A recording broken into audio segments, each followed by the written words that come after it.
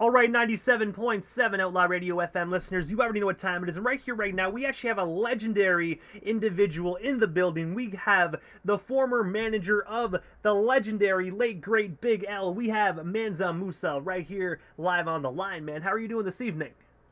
Doing good, brother. How you feeling? Oh man, doing best I can possibly be down here in Canada, man. Just enjoying the warm weather we are surprisingly having down here, man. Normally it's raining and the leaves are falling, but Mother Nature is still blessing us with that summer weather, man. So I definitely cannot complain. Nah, that's a blessing. Enjoy it. Enjoy it.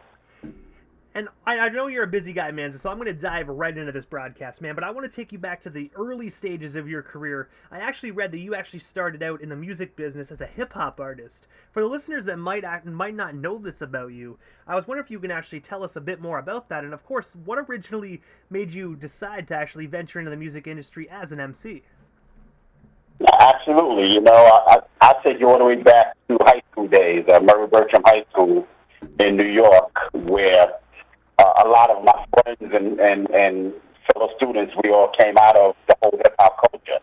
During that time, there was myself, it was Q-Tip from the Tribe Called Quest, it was Ali Shaheed, Africa from the Jungle Brothers, Brother Jay from X-Clan. We all went to school together. And, coming up, and Baby Chris would come over, the late, great Baby Chris, who was their manager, would come up to the school, and we would all just hang out together, have ciphers. We all kick some rhymes and compare notes, check each other's skills. And it was the legendary time. You're talking about, this is going back in the late 80s, before the whole 90s hip-hop craze happened. From there, I went and formed a group by the name of DBS and the Choice MC. And shout out to my brother DBS if he's listening. And we just started flowing, freestyling, rapping. At the time, I would rap, freestyle, lyrics from the top of my head. DBS would do the beatbox, and we would do talent shows, and we would do local clubs. We all just came up together, had a great time, and that is what led me to be an artist and release, some records back in the day. Reality, Built to Kill, Ain't No Stopping, Is This Hype. We had fun. It was a good time.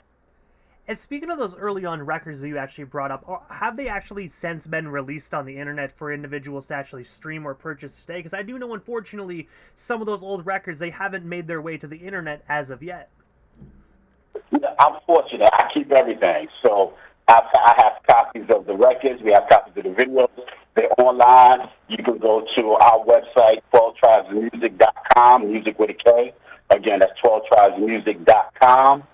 You go to our YouTube channel and see all of those videos, hear the music, and enjoy those early days of hip-hop. And also as well, going back to when you actually mentioned DBS and the Choice MCs, in 1989 you actually did production work on the 12-inch single Aint No Stopping. I was wondering if you can actually tell our listeners the story behind this phenomenal record, and of course, what was it like just being in the studio putting this masterpiece 12-inch vinyl together? I appreciate that. It was good. Back then I always had this thing about using older music, using R&B music, and combining it with hip hop.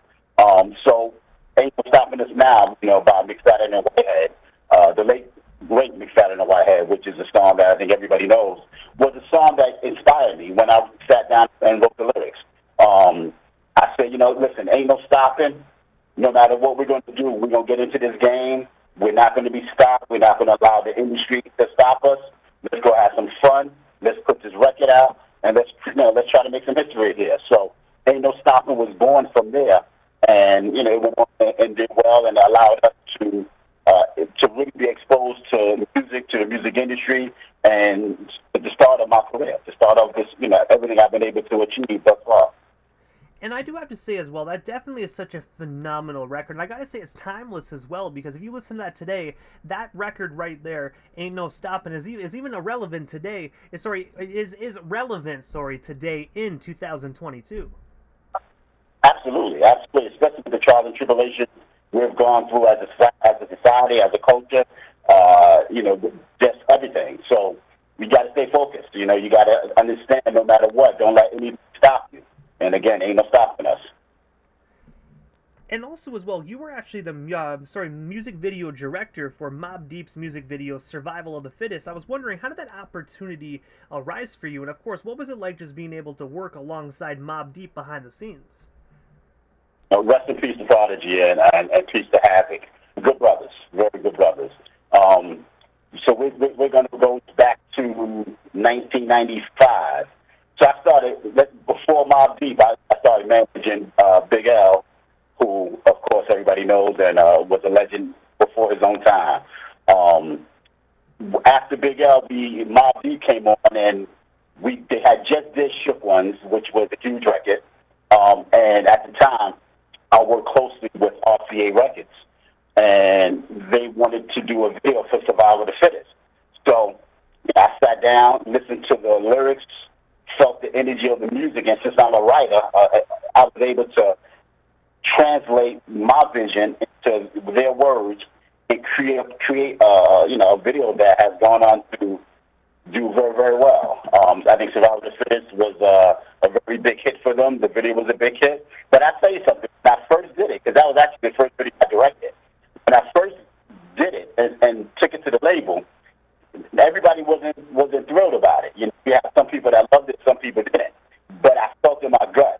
I said, trust me, this video is going to be a hit. This song is going to be a hit. And a week after the label released it, it was a hit. And the rest is history. Survival of the Fittest. Only the strong survive. And I have to say, that is such a big song as well that Mobb Deep actually put out. So it's to me, it's as a fan, and I didn't know the behind the scenes story. The fact that the label didn't really like that song at first, man. Like, I saw some of these labels, they really, like, sometimes they don't realize they have a hit on their hands, man. I'm glad someone like yourself really told them how it is, man, because I don't think the world would have realized what they could have had if you didn't speak up, because we would have never even heard it. Thanks again. With Shook Ones being a hit, Survival of the Fittest, which kind of, for me, was in the same mode. And the label, folks at the label, they heard that the song could be a hit, but we needed to create a video. We needed to create a visual to go with that record. And, of course, I'm thinking of Army Fatigue, I'm thinking of Helicopters, I'm thinking, some straight 90s hip-hop in New York. So we was able to, I was able to write the concept to go with that song. So when the video was delivered, I don't know if everybody was totally ready to run with it, but thankfully they did. And again, first week out, it was a hit. And that's the legend of Mobb Deep, and they've done well since then. And again, rest in peace to Prodigy. Good brothers, good brothers. And also as well, you were actually known as well for being the manager of the late, great Big L. I was wondering if you can actually tell our listeners a detailed story behind this opportunity. And of course, how did yourself and Big L originally link up? Big L, like I said, a legend. Him and I traveled together. We did a lot of good things together. Going back during my days as an artist, at a certain time, I made a decision to go behind the scenes, to learn more about the business. And during that time, I met a wonderful lady by the name of Diane Richards, who was also working with L at the time. And her and I agreed to work with him together. And at the time, he was signed to Columbia Records. Shout out to Faith Newman and Thais Harris. They were great. They handled the project over there for us. And L was just a visionary. I look at some of the stories now. I think about, the time we had together. I think about some of the things people say. L was a legend. L was dope. And unfortunately, his life was cut short. Because had he been able to fulfill, what he was supposed to fulfill, he would be a legend. Now he would be as large as Jay-Z and others. But L was he was a character. He was wonderful. He was like a little brother. Back then, this was at the time, we used to always be around 139th and Lenox in Harlem. This is the time he still had, he was working with the Children of the Corn, which was a group he put together that consisted of himself, of Mace, of Cameron, and another brother named Bloodshed, who passed away, and Herb McGruff. And Al saw all of this. Al was the first one that introduced me to a new group became the Locks. Al had just that gift, and together, you know, we had some fun. We had some good times going from Japan to Brazil to wherever with the DITC crew, Organized Confusion, you know, all the folks, you know, Peace to Showbiz and AG, and we just had a good time. And Al was a good brother. You know, it broke my heart when I heard what happened, but you know, no man knows the hour nor the day. So, you know, God bless my brother. And when you said a few moments ago about how you actually said that he would have been bigger than Jay-Z, I definitely believe that, because I do remember hearing from multiple sources that back in the day during a radio cipher, he actually showed up Jay-Z live on the radio. Oh yeah, no, L was dope. I mean, he would always go down to the radio station and get up there with, you know, different DJs and different stations and just kick it. That's how he was able to really build a name for himself. Because back then, again, we know some Columbia Records. You know, we had that. They had L, they had Nas, they had Fuji, you know, Maxwell. They was building the roster. But you know, and at the time, I think we had Put It On, and after that came out MVP, which was the remix that we put out. And you know, Columbia at the time did what they could, but L was so ahead of his time that you had to have that vision to see, and you know, he did, and he believed in himself, and he put so many people on that went on to become stars or superstars, including Jay-Z. He helped them out a lot. You know, I remember meeting Jay-Z because a friend of mine named Jazzo at the time was grooming him. And you know, we used to know we knew each other from Brooklyn to Fulton Mall. So I could give you a lot of history. I could take you back to 1920 when it comes to the hip hop, because I've been around for a while. But Jazzo introduced us to Jay-Z, and eventually him and L hooked up, and you know, you're right. L went up there, did what he did, and you know, and L was dope, no question. And before we move off the topic of Big L, because obviously you were his manager, you traveled all over the place, you've done a lot of work together, so you've also shared a lot of moments with him. I have to ask, what is one of your most fondest memories you actually had the opportunity to share alongside the late great and the phenomenal Big L? Wow, you know, that's a lot. It's been a long time. Again, you know, the days of us going up to Columbia Records, trying to get to push what we needed them to push.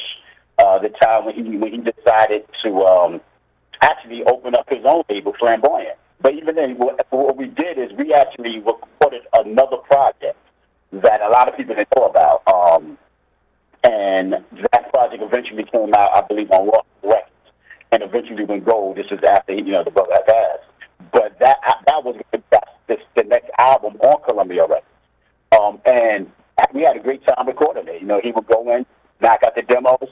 We would sit and listen to it, and we would go through to see what we was going to use or what wasn't going to use. But again, that, you know, Al and I mean, from hanging out in Japan, hanging out in Brazil, to, you know, just the local tours and, you know, those long flights and the jokes. Al was a jokester. You know, he loved to tell jokes. He loved to have a good time. He's a good brother, man. Good brother. He's definitely missed by myself and a lot of people. And also, as well, going away from hip-hop just for a moment, you also founded the amazing R&B group Profile. I was wondering, how did you originally discover this R&B group? And, of course, what actually made you realize they were actually worth investing in at the very beginning? Yeah, Profile. Yeah, some good brothers, you know, 4 good brothers. So if I take you back down history, there was a movie that came out called The 5 Heartbeats. And I remember I was in our home one day, and I'm watching this movie, and I said to myself, see, I need a group like that. I need somebody that can really, really sing and shut down an audience, a crowd, or whatever. And I was talking to a friend of mine who actually lived in Dallas, Texas, and he said, you know what? I might have heard the group you're looking for. I said, really? Yeah, they was outside singing outside of an Erykah Badu concert in Dallas. So I said, all right. I said, let me, you know, I'm gonna come down there and I want to meet them. And you know, listen, when I met them, you know, they sang, and I forget which song they sang. I think it was a song called "My Baby Couldn't Cha Cha Stop," if I recall. If they're listening, I'm sure they're laughing now. But when they sing, I heard it. I was like, yo, these cats are bad. I said, they definitely going to be a #1 group. And I had them come meet me in New York. They drove to New York, as they would say, in a van that barely made it. They came to New York, and we talked. We sat down. We kicked it, and I said, you know what? Listen, I'm gonna sign you guys, and I want you to give me 6 months to get you a deal with a major label. If I don't get that deal for you, you're free to go, and I'm not gonna hold you back. And believe it or not, within 5 months, we had to deal with Universal Records, and we did our demo. Prior to that, we had a 4-song demo. Shopped it everywhere. We was offered a demo deal by Warner Brothers Records, but it was just a demo deal to go back in and do more deals. And I was like, nah, let's not go that route. But when Universal came, and through Universal, with Kedar Massenberg, who was another good brother, once Kedar heard him, he was like, yo, let's make it happen. And we did the deal. And and then from there, we went on and recorded the first album, which is iconic, Whispers in the Dark. The R&B artist Joe wrote and produced, I believe, 5 tracks on it. Another great writer, Sandra St. Victor, wrote a song on it called Lady. We had Juvenile from Cash Money featured on one of our songs, I Ain't the One. And that album, the album, well, it wasn't a huge hit. But today, when you look back at it and you go back and listen to Whispers in the Dark, you go, wow, this here was incredible. So once we pushed Whispers in the Dark out, once that was done, Kedar said, you know what, let's get started on the next album. The first 2 songs that he actually brought, we listened to, was Liar, which went on to become #1, and another song called Damn, which was the second single. But, yes, Profile is dope.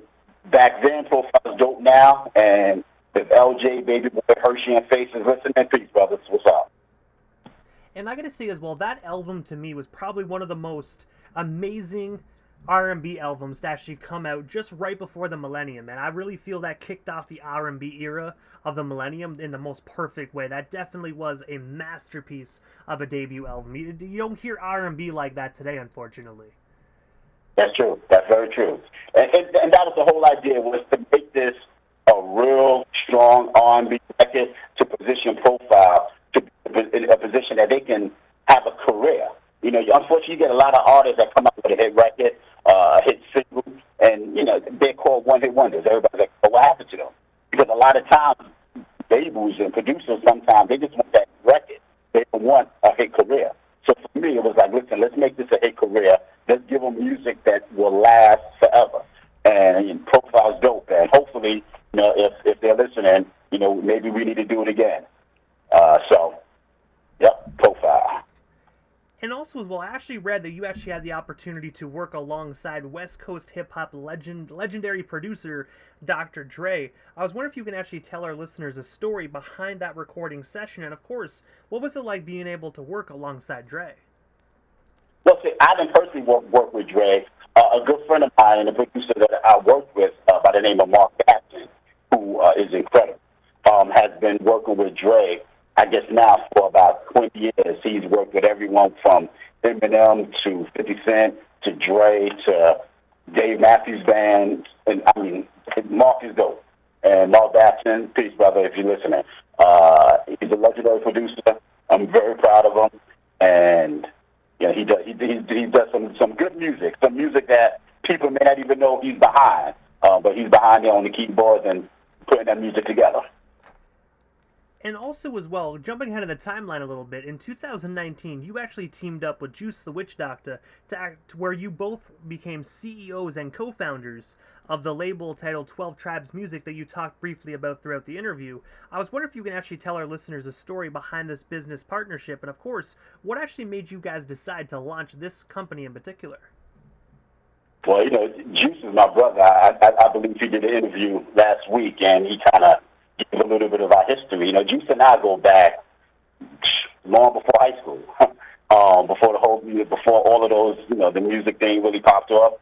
Juice was there, during all of it. Him and I met as, I guess maybe he was 12, 13, in Prospect Park, and we've been friends since for decades. Juice is my brother, and that's my man. Juice knew after a while I kind of laid back for the music industry and the music for a while, and went and did some other things. So Juice was like, he called me one day and he was like, listen, I know you still have that bug in you. Why don't we do something? Why don't we make something happen? I'm down here in Florida, working with different artists. Let's do something together. Let's introduce these artists and pick up when you left off, and let's take over this world again. And together, Juice and I formed 12 Tribes Music, which is an incredible label. Juice is an incredible producer. We have artists that are going to come out and take over this world. The official Crystal Clear, Lucky Havana, J Vocals, JB the Great, Cone the God, Reed De Niro, and of course Juice the Witch Doctor, whose volume cipher just dropped yesterday and contains some songs that will blow your mind, from Can't Test My Gangster to Show Your Love to the World to Too Unorthodox or Unorthodox, and it's just crazy. I mean, you got to listen to it. You can hear all of that on 12tribesmusic.com, and you can also check it out on YouTube. So, Juice and I, we're looking to take over this world. We're gonna pick up where I left off. Back then I had an artist from Motown to Universal to RCA to Arista to Warner Brothers to Columbia. We're gonna come back now with 12 Tribes because the industry has changed now. You don't have to sign everything to these major labels. You can come out here and build your buzz and allow the internet and allow the DJs like yourself who have the ear for this music to take it to a whole nother level. And already we've had some great songs out, and we're looking at putting out more. Again, right now with Can't Test My Gangster, Show Your Love to the World, Call Me, ABBA, Street Life. It's a bunch of joints. But definitely look out for this Juice the Witch Doctor Phoenix Cypher. It's out now, and it's going to blow your mind. And I actually have Can't Test My Gangster actually locked and loaded and ready to actually fire, man, completely after this interview, man. So if the listeners haven't heard this song, you're definitely in for a 5-minute and 27-second treat. Listen, it's featuring Dylon from Making the Band back in the day, Light from the Bush Babies, the official Crystal Clear, and Lucky Havana. And Juice did an amazing track, an amazing song, and we're very excited. And thank you in advance for playing it. I guarantee your listeners are going to be like, yo, we got to look out for this. And also, as well, you actually have a brand new album that actually came out just last month on August 8th of 2022, the amazing 11-track album titled Midnight Blues. I was wondering if you can actually tell our listeners a bit more about this particular record. And, of course, where can we actually buy or stream ourselves a copy of it today? And I appreciate that. Midnight Blues is an album of some songs that it was written years ago and some things that are current. And this is Juice. Blame Juice for that. And Crystal, because they said, go ahead and put out this music. You still got that artist bugging you. So I said, all right, cool. So we went in and gathered a collection of these songs. The first single, ABBA, which means father, is a song dedicated to all the fathers across the world, and has been doing great. And I appreciate the feedback. So we're pushing that one. And next up is a song called Street Life that is I think, going to blow a few minds. And, Juice and Crystal, we're going to make that happen. So check it out, again, on 12tribesmusic.com. You can get it there. And once you go to 12tribesmusic.com, you can get a link to all our music. We're on Spotify, of course. We're on all the streaming sites. So we're not hard to find. You can go out there and grab it, and we appreciate the love. And I do have to ask, do you have any hard copies available of Midnight Blues as well? Because I do know a lot of individuals that listen to this station still love their CD or vinyl pressings. And I've been hearing that. So that's something that we're going to do. Again, now with everything being on the internet and streaming, first we started with that, but in about 2 weeks we'll have some hard copies. And I hear vinyl's coming back. Back in the day, it was always the DJs going to the Tower Records or the vinyl stores, and even my cousin, the late Shot Skills, who was the producer behind Onyx and Slam and Throw Your Guns, him and I, this was all our dream when we was coming up together, and he would always go shopping and go looking for these, for the vinyl. So now I'm glad to hear that vinyl's coming back, and we're going to press some. We're going to get some vinyls, some CDs, And if cassette tapes come back, we'll get that too. And I have to ask, what is next for yourself, Mansa Musa, and of course, 12 Tribes Music? Is there anything we happen to miss during tonight's broadcast? Anything else you do still want to talk about or promote? Well, we still got you here live on 97.7 Outlaw Radio FM this evening. We got the Midnight Blues out for me. That's cool. Maybe I'll do a little feature there. But my role, my position is to be the support behind this great talent, behind Juice, behind Crystal, behind the whole roster on 12 Tribes, to take the knowledge that I've been able to gain throughout the years and bring that here. So we can, as a whole and as a family, take over this industry, take over this music world. I've been there before. I know what it looks like. I know what it takes. And together, 12 Tribes, this is what we're going to do. Shout out to my man, Byrne, who's one of the producers that go way back with us in the early days. He's down with us. What's up, brother? And I just want everybody to look out for this Phoenix Volume Cypher album by Docta. Look out for the Midnight Blues by myself, Mansa Musa. Look out for the official Crystal Clear, who has some joints out that's going to blow your mind. Trust me, the sister's bad. And then we got these artists coming up, the Green De Niro, the Lucky Havana, J Vocals, JB the Great, Cone the God. These are artists that you may be hearing now for the first time or second or third time, but trust me, in a minute, they're going to be household names. So I'm excited about them. I'm excited about Juice. I'm excited about 12 Tribes. And I think soon the world will be excited. And when you play that Can't Test My Gangster, watch how excited your listeners get. So, again, we appreciate you, and thank you for the love. And as Crystal would say, show your love to the world. 12tribesmusic.com. And also, as well, this is the time to interview right quick, man, that I just give a chance for the individuals that do slide into the radio station airwaves. Just a chance to drop them social media handles and, of course, give any shout-outs to some individuals that you want to give some shout-outs to. Again, 12tribesmusic.com. That's why I need everybody to remember. 12, the number 12. 12 Tribes Music with the K. 12tribesmusic.com. Check that out. See what we're working on. This is the early stage to get on it, to get them come on board, connect with us. Show the love. We'll show the love. And Juice the Witch Doctor, Phoenix Cypher, that's out right now. Mansa Musa, Midnight Blues, that's out right now on Spotify and on your streaming handles. Up next, the official Crystal Clear is going to blow your mind. And then the 12 Tribes family, we're coming. We're coming hard. So get ready. And I gotta say, first and foremost, Mansa, thank you so much for just giving us a bit of your time here this evening and sliding into the 97.7 Outlaw Radio FM airwaves. It was definitely an honor and most definitely a privilege, man, and hopefully down the line we can make this happen again sometime soon. But for now, definitely have yourself a phenomenal night, and I'm pretty sure down the line we definitely shall talk again soon. Absolutely. I look forward to it. Shout out to your listeners, and definitely thank you for checking us out, and thank you for supporting Brandon and his show. Brandon, you're doing a great job, so I look forward to doing more with you as we move forward in the future. Hey, man, most definitely. Anything you need radio-wise to help 12 Tribes Music grow even bigger than what it is, definitely reach out to me. We're already connected, so anything you need, definitely we can make it happen. Absolutely. Appreciate you, brother. I appreciate you as well, man. Definitely have yourself a phenomenal rest of your weekend. You too now, man. Thank you.